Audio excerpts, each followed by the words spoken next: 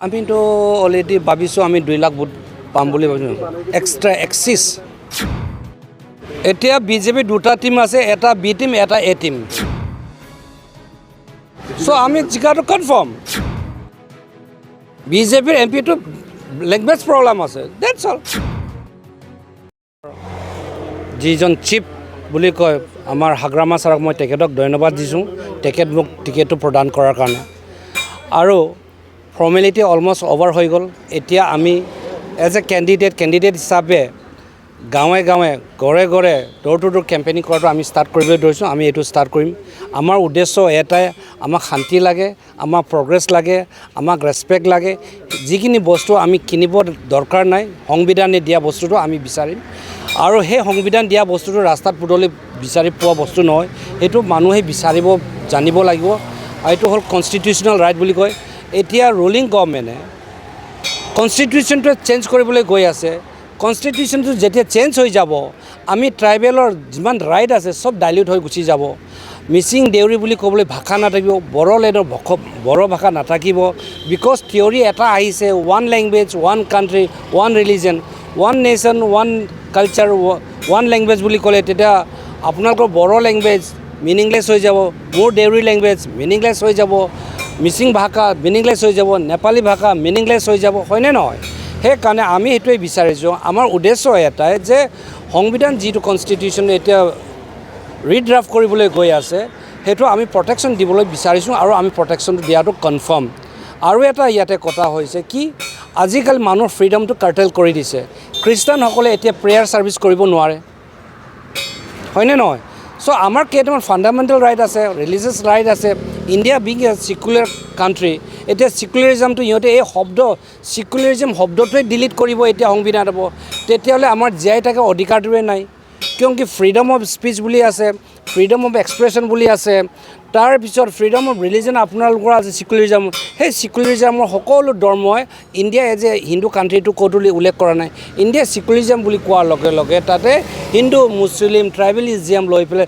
শিখ জৈন চবৰ অধিকাৰ আছে কিন্তু বিজেপিৰ এটাই উদ্দেশ্য India should B A Hindu country বুলি কোৱাৰ লগে লগে আমি ক'ত আমাৰ ইয়াত একো এটা এই যিটো দেশত ৰিলিজিয়াছ লৈ পলিটিক্স কৰে সেই কাণ্ট্ৰিটো ধ্বংস হৈ যায় ফৰ এক্সাম্পল নেপালটো হিন্দু কাণ্ট্ৰি বুলি কয় আজি নেপালৰ পৰা মানুহ দৌৰি পেলাই নেপাল এৰি পেলাই বেলেগ জেগাত আছে কেলৈ গৈছে only because of that kind of issues সেইকাৰণে আমি আমাৰ এটাই উদ্দেশ্য আমাৰ গোটেই যিবিলাক ল'ৰা আনএমপ্লয় আছে সিহঁতক এমপ্লয় দিব লাগে ইনকাম জেনেৰেটিং স্কিম দিব লাগে আমাক ৰাস্তা পদূলিৰ কথা কৈ লাভ নাই আমাক পতা দলৰ ঢোল বজাই আমাক কাণত পেলাই একো লাভ নাই আমাক এটাই পৰিৱৰ্তন বুলি আমি কৈছিলোঁ অসমৰ পৰা 14জন এমপিয়ে যায় পাৰ্লিয়ামেণ্টত কি কৰিবলৈ যায় তেখেতসকলে তাত মানে চেদা খাবলৈ যায় এক্সেপ্ট গৌৰৱ গগৈ সেইকাৰণে আমাৰ তেজপুৰ সমষ্টি one of the most prestigious constituency হয় তেজপুৰ নিচিনা এটা শিক্ষিত কনষ্টিটুৱেঞ্চি জেগাৰ পৰা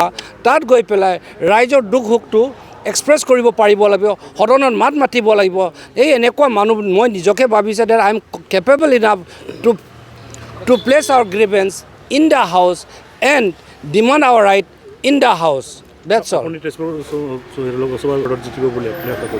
চ' কিমানমান ভোট আমিতো অলৰেডি ভাবিছোঁ আমি 2 লাখ ভোট পাম বুলি ভাবিছোঁ এক্সট্ৰা এক্সিছ কেলৈ আমাৰ যিটো ট্ৰাইবেলৰ ভোট এইটোতো অলৰেডি আমাৰ লগত আছে বাকী যিবিলাক ফ্লাইং ভোটছ আছে অলৰেডি এতিয়া কা আন্দোলন যিবিলাক মানুহ ডিছগাষ্টেড হৈ আছে আনহেপি হৈ আছে জেনেৰেল ভোট বুলি কয় সেইখিনিতো আমি পাম আদিবাসীসকলক এছ টি ভোট দিম বুলি কোৱাটো সিহঁতৰ গাত লাগি আছে প্লাছ আমাৰ নেপালী ককাই ভাইসকলক খানাপাৰাত যেতিয়া সিহঁতৰ মিটিং হৈছিলে তেতিয়া নেপালীসকলৰ মিটিঙত তেতিয়াতো চি এম এ নাহিলে নহয় চি এম এ তাৰমানে তেখেতসকলক ডিচিভ কৰিলে নহয় জানো ঠগিলে নহয় জানো এইখিনি খুবটো লাগি আছে নহয় হয়নে নহয় তো সেইকাৰণে অভাৰঅল 2-এটা মানুহ ডিউ টু চাম চাৰ্কামষ্টেঞ্চৰ কাৰণে তেখেতসকলে বিজেপিৰ লগত জবৰদস্তি গৈ আছে হয়তো কোনোবা গড় কমপ্লিট হোৱা নাই কোনোবা কি কয় অৰুণোদয় আঁচনি দিম বুলি কৈ পেলাই ৰখাই থৈছে কোনোবা কৈ লাখটকীয়া বাইদেউ বনাম বুলি কৈছে এইবিলাক আশাতে বিজেপিৰ লগত 2-এটা ঘূৰি আছে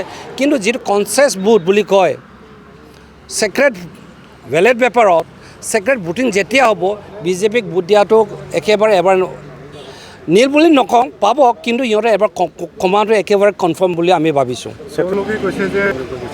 এতিয়া বিজেপি দুটা টিম আছে, এটা বি টিম, এটা এ টিম। এটা অৰিজিনেল বিজেপি, এটা চপনীয়া বিজেপিতে। এতিয়া সিহঁতৰ মাজতে ফাইট আছে। চ' আল্টিমেটলি আমিয়ে ভোট পাম।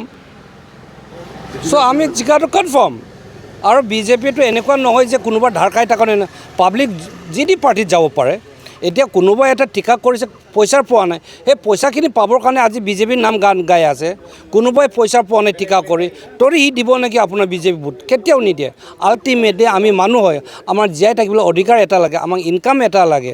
আমাক ইনকামটো দিয়া নাই নহয়, কোটি টকা কালেকশ্যন কৰি আছে, কোটি টকা কালেকশ্যন কৰি ক'ত পেলাইছে পইচাখিনি? দিছে কাক? গৈছে ক'ত? আপোনালোকে সোধকচোন। সেই পইচাখিনি লৈ পেলাই আমাকে আকৌ অৰুণোদয় আঁচনি বুলি দিছে, সেই পইচা লৈ পেলাই গছ গছনি ৰুবলৈ দিছে আমাকে, এই পইচা লৈ পেলাই আমাক নাচিবলৈ দি আছে। পাৰ্টিকুলাৰ ট্ৰাইবেলবিলাকক কি বুলি কয়? Agriculture festival. আৰু এগ্ৰিকালচাৰ ফেষ্টিভেল নামত দেউৰী, মিচিং, ট্ৰাইবেল, বড়ো, কছাৰী, তিৱাবিলাকে অলমষ্ট এভৰি উইক নাচ গানতে আমাক ইনভলভ কৰাই থৈছে। হুৱেৰাজ আমাৰ এডুকেশ্যনটো পাহৰিয়ে গৈছে, হেল্থ আমাক পাহৰিয়ে গৈছে, আমাৰ ৰেচপেক্টটো পাহৰিয়ে গৈছে, আমাৰ লেণ্ড ৰাইটটো পাহৰিয়ে গৈছে। বেল এণ্ড ব্লকটো চাপ্টাৰ সিহঁতে কেতিয়াও আলোচনা নকৰে। UCCটো ট্ৰাইবেলক যে ইমান এটা নেগেটিভ ইম্পেক্ট আছে সেইটো কথাই নকয় সিহঁতে।